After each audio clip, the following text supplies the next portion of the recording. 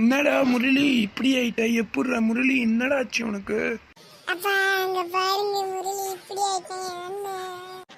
என் பேரு முரளி இல்ல, நான் தான் தி ஜெயிண்ட் மான்ஸ்டர்.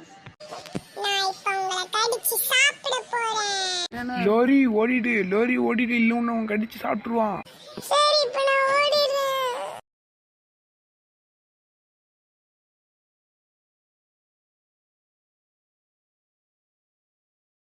ஒரு வழியா நம்ம சீக்கிரமா இப்ப நம்ம வீட்டுக்கு வந்துட்டோம்.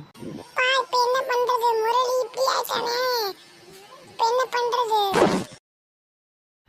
நம்மளால இப்ப எதுவுமே பண்ண முடியாது. நம்ம யார்கிட்டயாவது ஹெல்ப் கேட்கணும். சரி நம்ம இப்ப சீக்கிரமா போய் ஹெல்ப் கேட்கலாம்.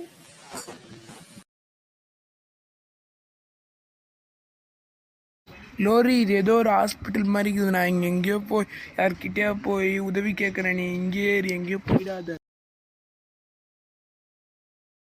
லோரி, நான் சொல்றது பொய்ன்னு சொல்லி எல்லாரும் நடிக்கிறாங்க.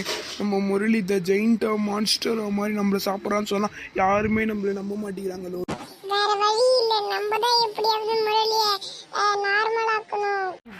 லோரி நியூஸ்ல சொன்னாங்க அவன் பனி பிரதேசத்தை நோக்கி போயின்னு இருக்கானா.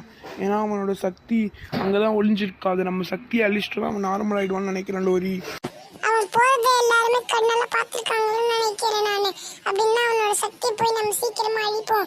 சீக்கிரமா நம்ம போலாம். லோரி அங்க பாரு, அங்கதான் த முரளி இருக்கான். ஆமா, இவன் தான் முரளி த ஜெயிண்ட் மான்ஸ்டர். என்ன பார்த்து இன்னும் நீங்க சும்மா நினைச்சுன்னு இருக்கீங்க. நான் இப்பதான் ஆரம்பிச்சிருக்கோம். ஆட்டோ இப்பதான் சூடு பிடிக்குது. ஆ ஆ ஆ ஆ